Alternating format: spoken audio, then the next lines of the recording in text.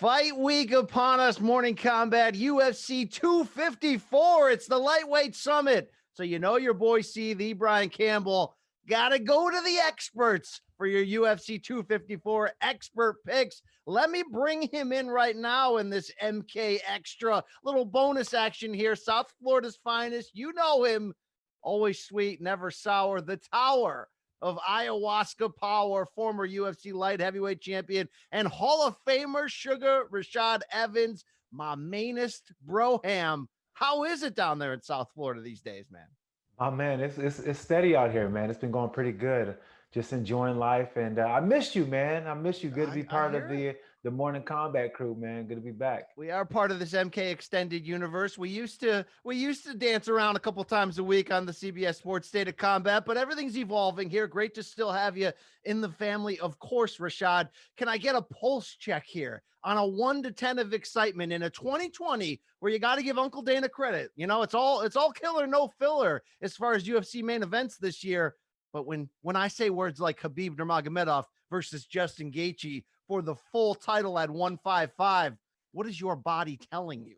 My body's telling me a lot of things, BC. I'm overly excited, but listen, I'm not going to let myself get too excited because we still have to step into the octagon. There's still a few tests that we need to pass, and you can't get too excited because if anything this pandemic has taught us is that never get too comfortable with anything. So Yeah. I'm going to hold back the full excitement, but I'm kind of raging underneath. I'm kind of raging. If anything of the Khabib versus Tony Ferguson soap opera has told us is don't expect a main event fight until it actually happens. That's why we have that expensive insurance policy called Michael Chandler, who will be in the building on Saturday just in case.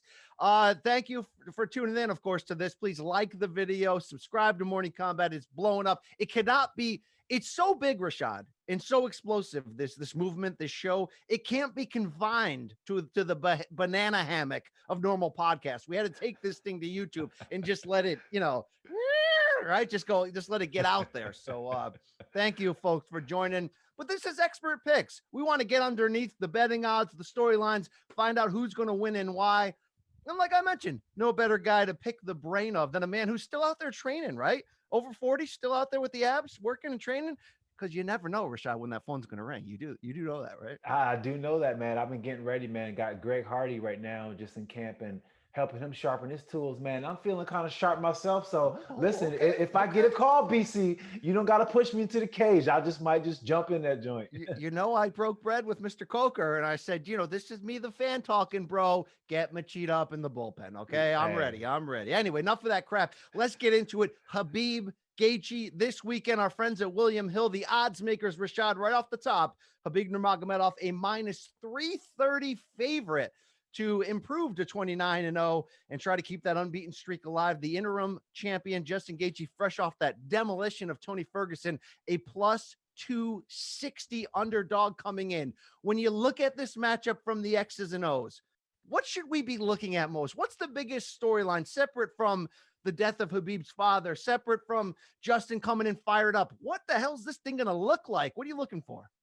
Well, I mean, it's definitely going to be, the story of this fight is, can Justin Gaethje keep the fight at least a little bit standing? Can he not get caught up in the wash and repeat cycle that Khabib Nurmagomedov is so famously known for, and that everyone has tried to stop? 28 opponents have tried to stop, and none of them have been successful. So it's going to be if Justin Gaethje because he's going to get taken down, but it's can he get back up, and can he get back up to challenge Khabib once he gets back up to his feet? That to me is the story of this fight.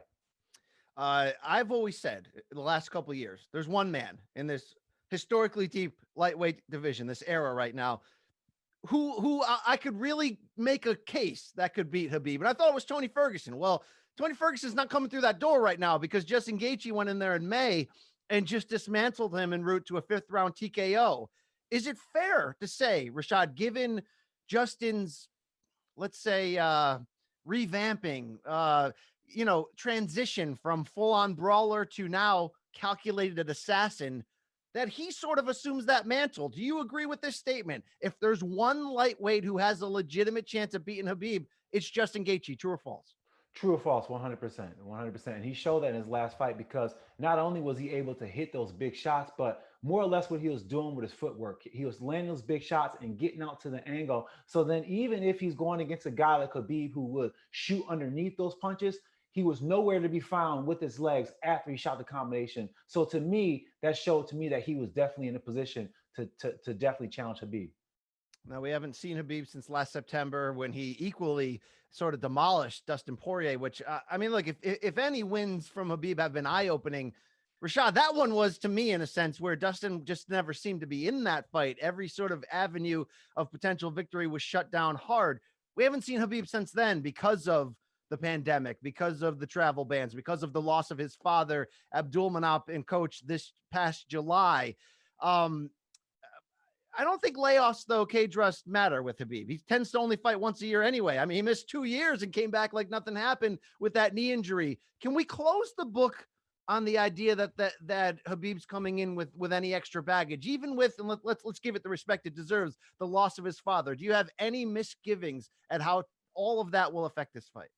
No, I don't. I think that ring rust and all those things that matter that slow an athlete down is what happens when you take time away from the octagon. And not even only the octagon, I mean from training in itself. I know that myself because when I took my longest time away from training after I had a fight, that's when it was harder for me to get back into the swing of things. That's when it's harder for me to find the time that I had from the fight before.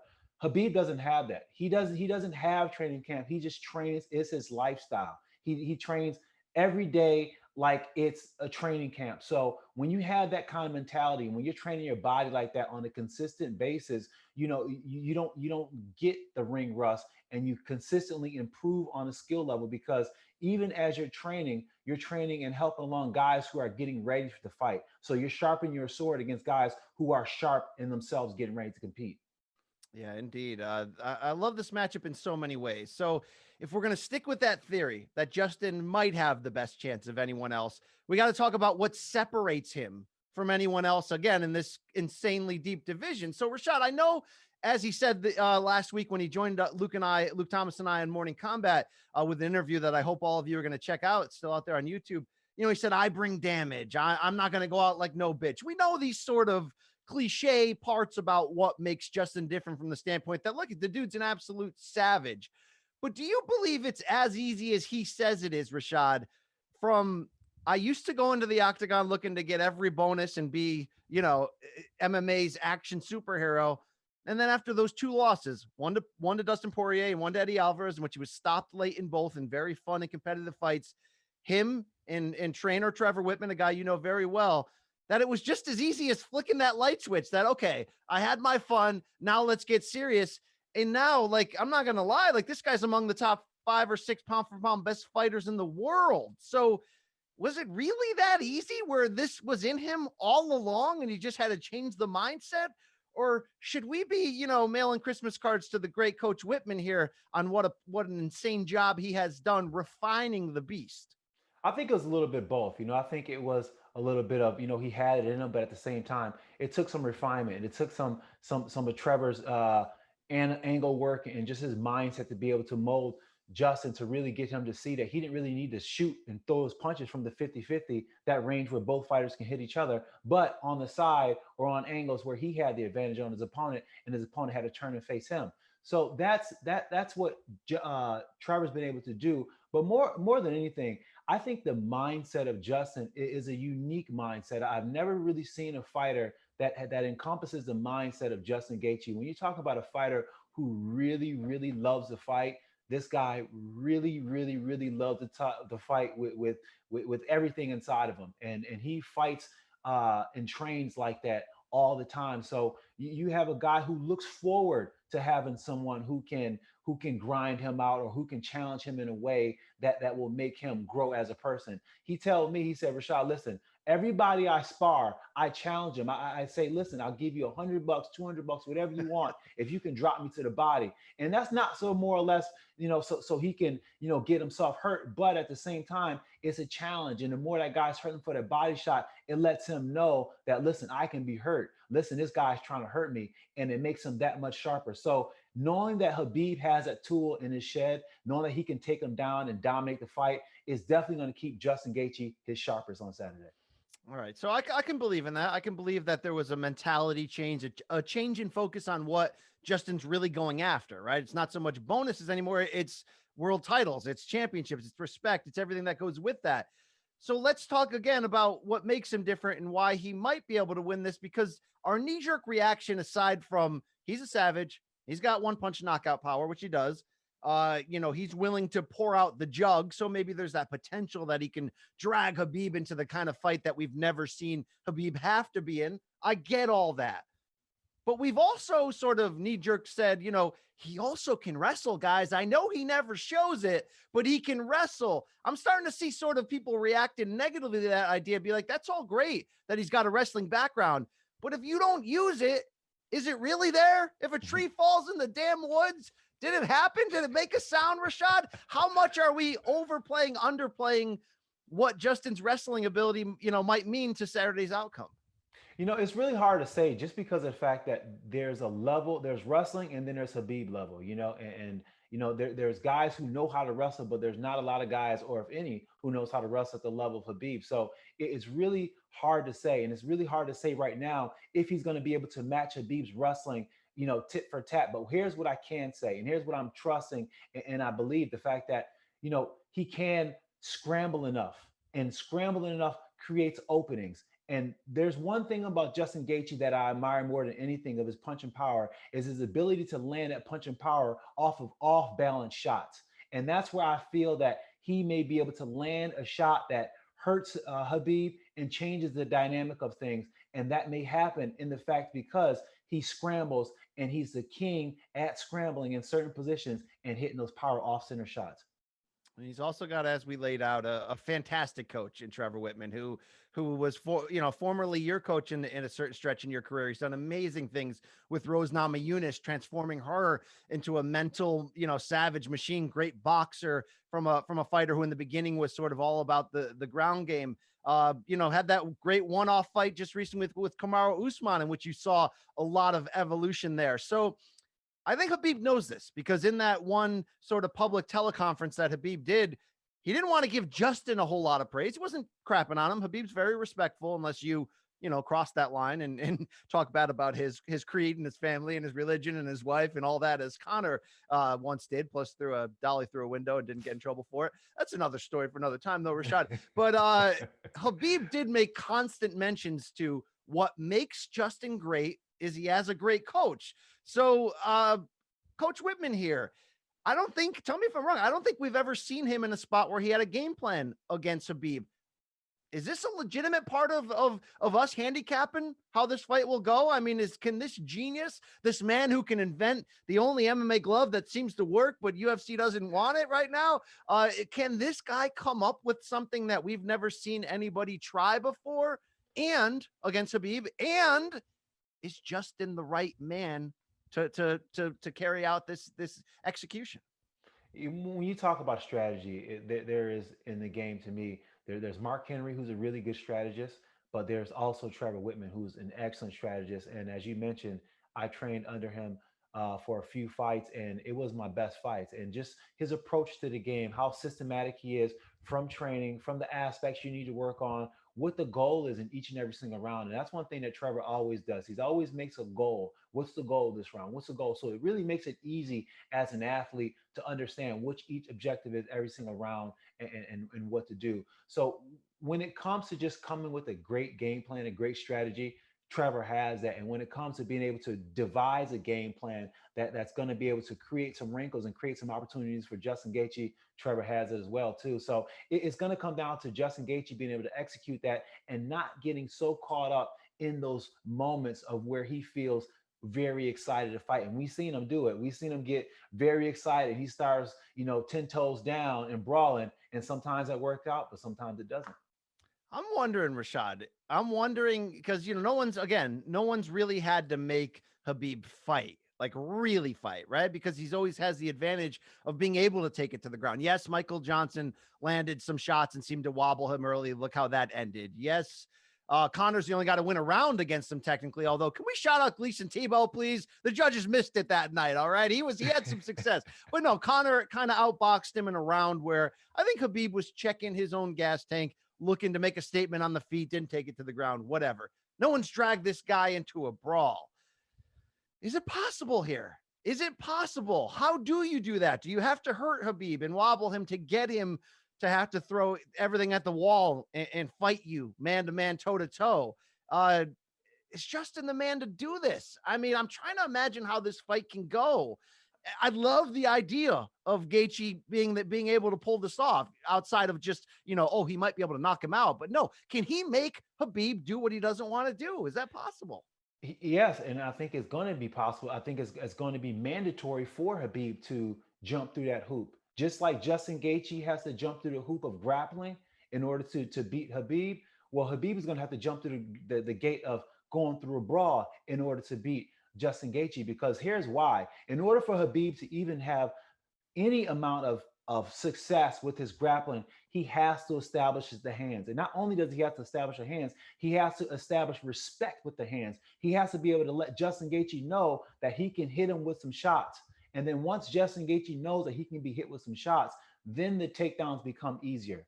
Wrestling is only 6-7 minutes for a reason. It's because you can't do it for 25 minutes straight. I don't care how good a shape you are in, you cannot wrestle at a high level for that long. And when you're going against a guy like Justin Gaethje, who has the ability to maybe neutralize certain positions or at least make you work harder for those positions, those certain positions that you would be able to score on everyone else, then you're going to have to at least let those hands go at some point. So we're going to see it.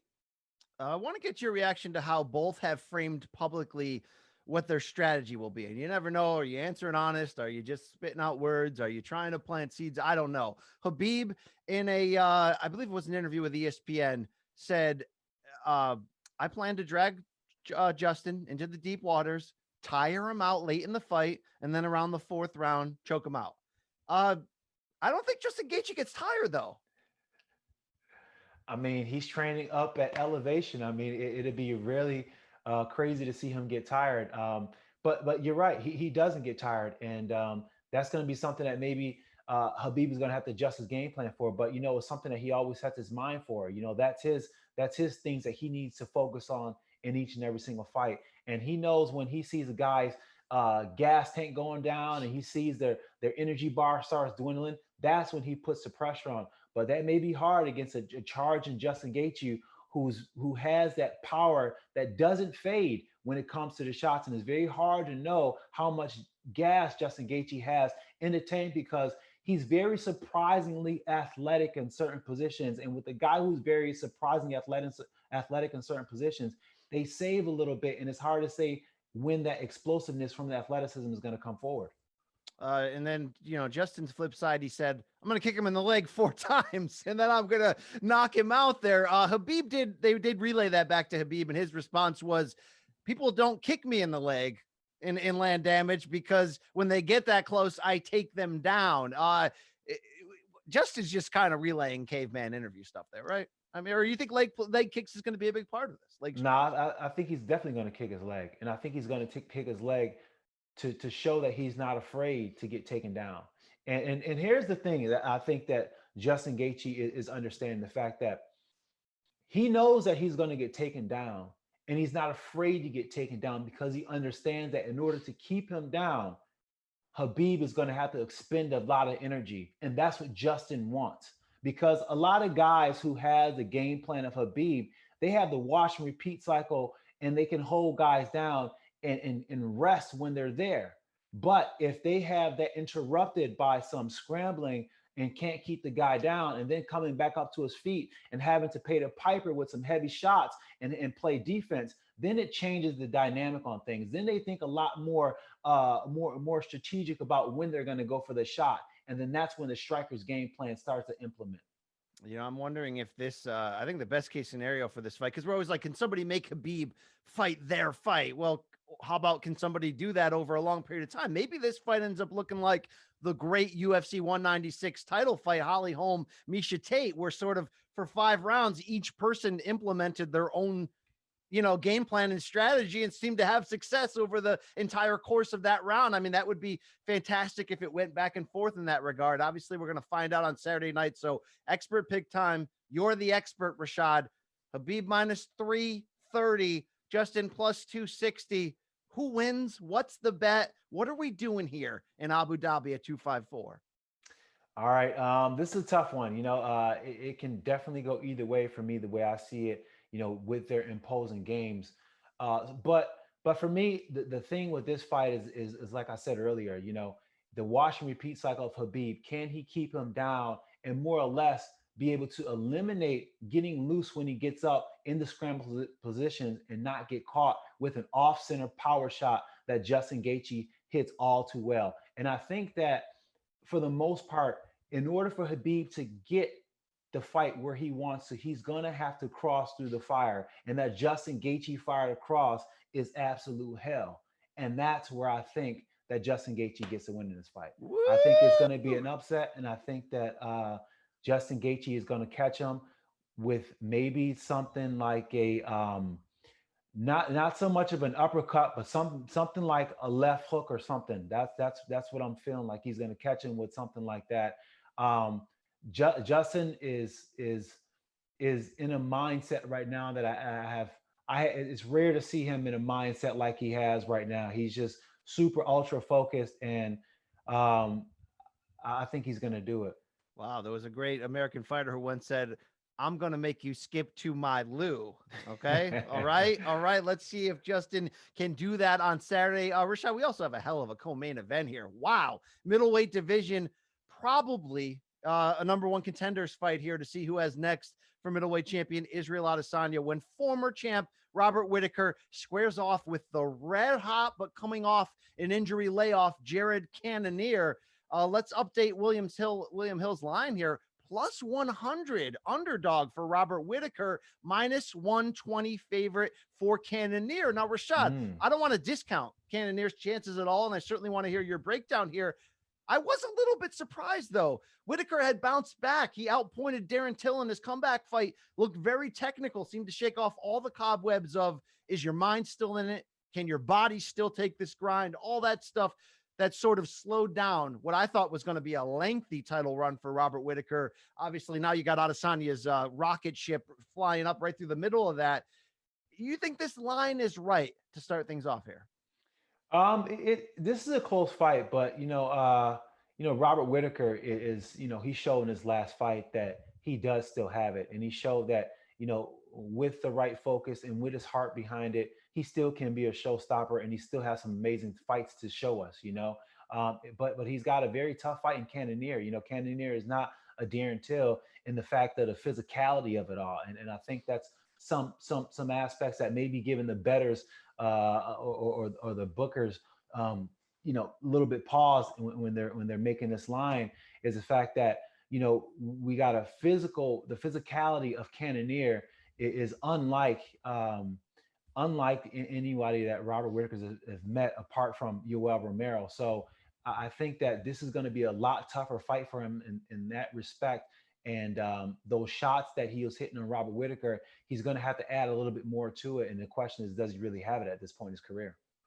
Will this fight be more of a technical affair like we saw against Till, or will this fight be like most of Bobby Knuckles' biggest fights? He welcomes entering into a war. He's a classy warrior, meaning there's so much skill. I think he's among, some of the most well-rounded elite fighters that the UFC has today. And he can take punishment. He went 10 rounds with that piece of iron and steel known as Yoel Romero and kept standing, even though, let's be honest, Rashad, the rematch at the very least, it was Yoel's night. Come on. Oh, yeah, definitely. I know he misses weight all the time. He didn't really sell out against Israel Adesanya, but you get it. Okay. Anyway, what do you think this is? I mean, this has all the makings in some ways to be a brawl, but I thought the same thing about Whittaker Till. What's this fight going to look like? I think it's going to be largely fought on the feet, and I think it's going to be a lot of power strikes, but I think it's going to be Robert Whittaker trying to stay, off the line, trying to stay slick, trying to stay quick with his motions. But I think that power of Cannonier is going to definitely, take charge at some point.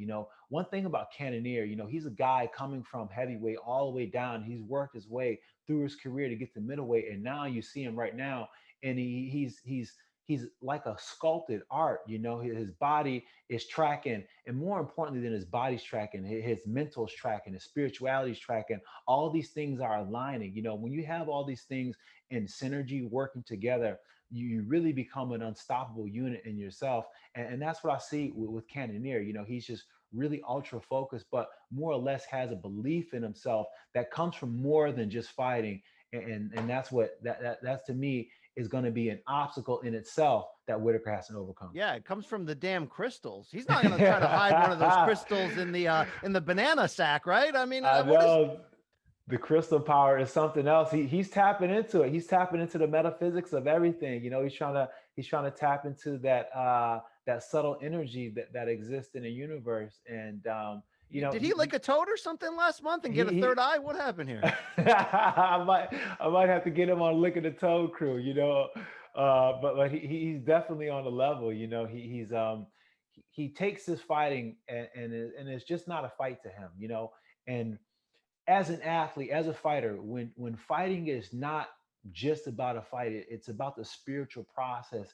And along the way, so much can be gained in that aspect, because it's not just a fight. It's a moment of your life where you get a chance to grow. So the fight holds so much more weight in a different regard, and the focus is a lot different. And you see that in Jared Cannonier. Quickly on Whitaker before we get to the pick here. It seems like this is the fight, like I mentioned, that can get him back to the title level. And obviously a rematch with him and Adesanya, given that they're both stars in that oceanic region, it seems inevitable. It'd be a great fight. I'd love to see it. Is there anything Whitaker should change? Meaning, it seems like the issues he's had was more sustained injury, overworked, grinded, he was burnt out, and then he got caught against Adesanya. Have you seen anything through this journey that's concerning, or is it just as simple as get healthy? No, I seen him hit the reset button. He hit the mental reset button, and he had to start. He started to take some, account of how he was feeling, and really started to battle that demon inside that happens to so many successful athletes after a certain amount of time. You just start being your worst enemy, and he's facing himself, to the point where he's speaking about it. And when an athlete starts speaking about the troubles that come on a mental aspect of competing, that's when a fighter is, or an athlete is changing and turning the corner. And that's what I see in Robert Whitaker. He's turning the corner, and I don't know if that equates to a win in this fight, but more or less it equates to him being able to understand where his fight is coming from going into the fight. Yeah, indeed. All right, it's pick time. Plus 100 underdog is Whitaker. Cannonier minus 120. Who you got? Man, I was all sold on Robert Whitaker. I really was. And then I started to watch more Cannonier, and just the power that Cannonier has, the overall physicality, his punch selection, just everything that Cannonier has been doing since he's been in the middleweight division has shown to me that Robert Whitaker is in for one on Saturday, and I got to go Cannonier with this one. Ooh, by stoppage? Yeah. It could, but I think this is gonna go to the judges. But I got Cannonier. All right, interesting heavyweight fight real quick on this main card. Alexander Volkov coming in as a minus 160 favorite against Walt Harris, plus 135 underdog. Let's be honest, Harris seemed all set up for a big storyline, that big fight with Overeem during the quarantine. There was the story of losing his daughter. There was all that good feeling. There was the idea that a big win there, maybe he's a dark horse heavyweight title contender. And then he kind of screwed up and fell, and Overeem sent him to the dark depths. Plus 135 coming in against a guy in Volkov who, look, no one ever looks good against, straight up, right? I mean, Volkov seemed to win every second of that punch, that one punch knockout loss, of course, to Derek Lewis. So odds are close in this one. You lean in any specific way? I'm gonna lean with Walt Harris, and I say that because Walt Harris has that wrestling and that grinding ability. And I think that when you're a tall guy like Volkov, it's gonna be hard to keep a guy that has the ability to throw punches that make you cover up, but then at the same time, the ability to take you down by shooting underneath and making you pay, like Walt Harris. So I think that that's going to be Walt Harris' strategy: touch up top, go underneath. If not, he doesn't. With the tall guy like Volkov, you can put him on a horns of dilemma the whole fight. Go high, low, high, low, high, low. He can't win that exam. You know what I'm saying? So if Walt Harris does that, then he can definitely get Volkov out of here. But Volkov is a very tough and tricky fighter because he's a very long fighter who knows how to fight long. There's not a lot of long fighters who know how to fight long and keep guys long and make them pay as they're coming into their zone, and Volkov has that. So not for nothing, Walt Harris is going to have his work cut out trying to cross that barrier to implement his shots and takedown. But at the same time, I think he's definitely capable of doing it. I like Walt Harris in this fight. Ooh, Volkov looking to bounce back from being out wrestled by Curtis Blades in his last fight. Rashad, you're a big fan here of this riser at middleweight, Philip Hawes, who made a big splash for himself in the Dana White Tuesday Night Contender Series. He's a minus 280 favorite here against Jacob Malkoon. What should we be looking at in this one?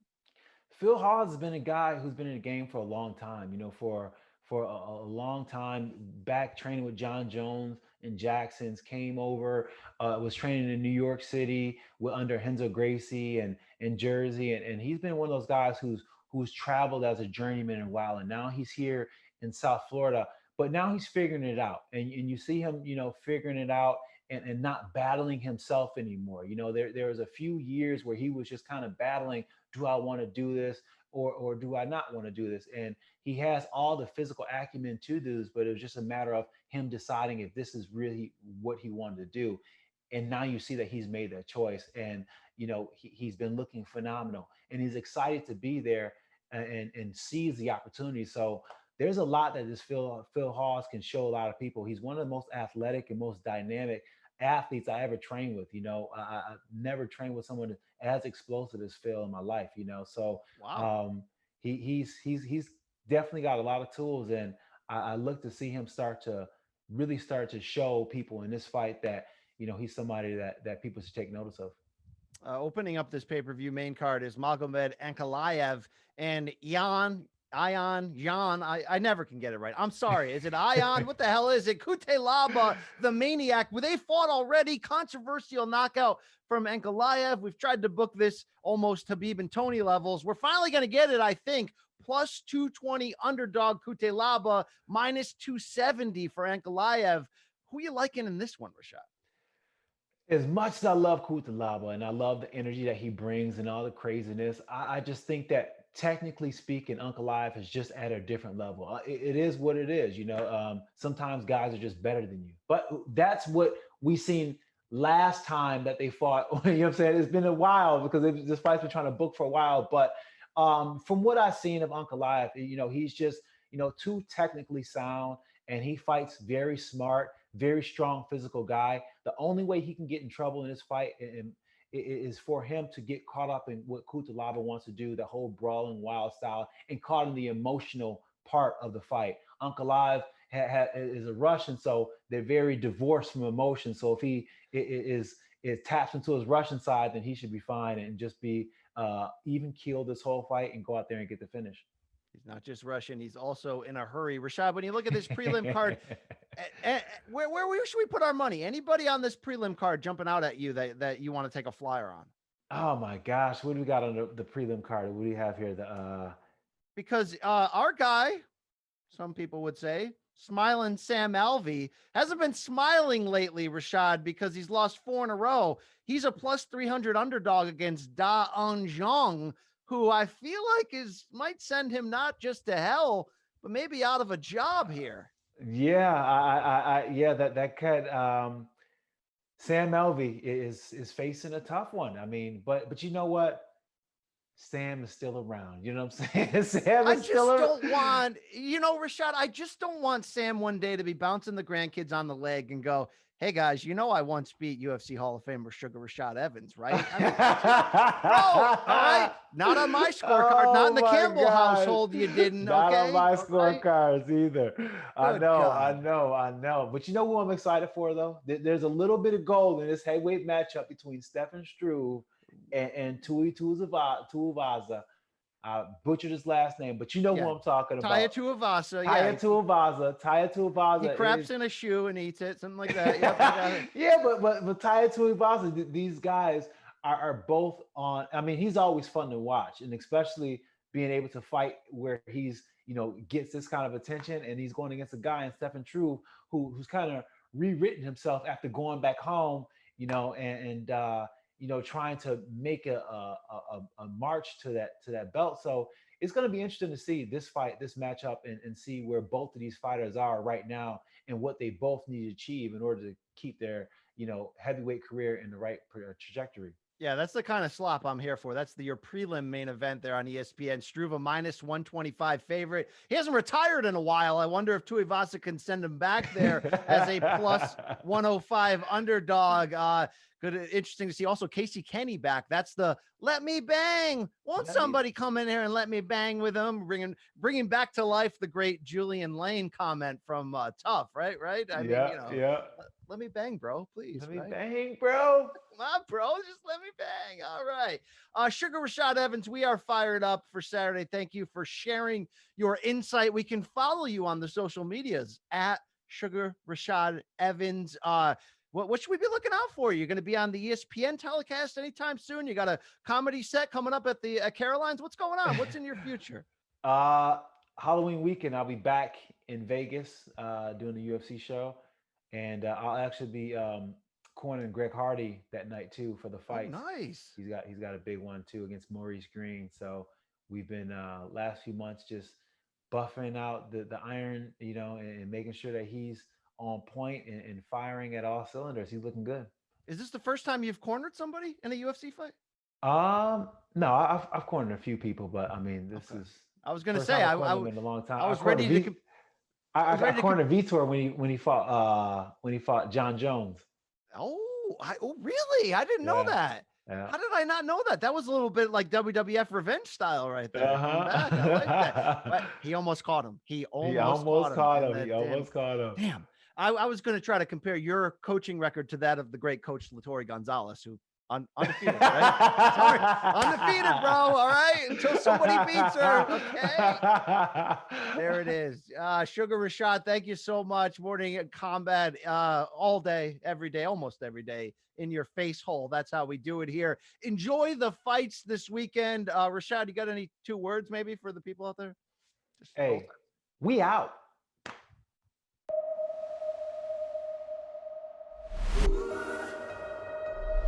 TV taught me how to dream. It was a life jacket.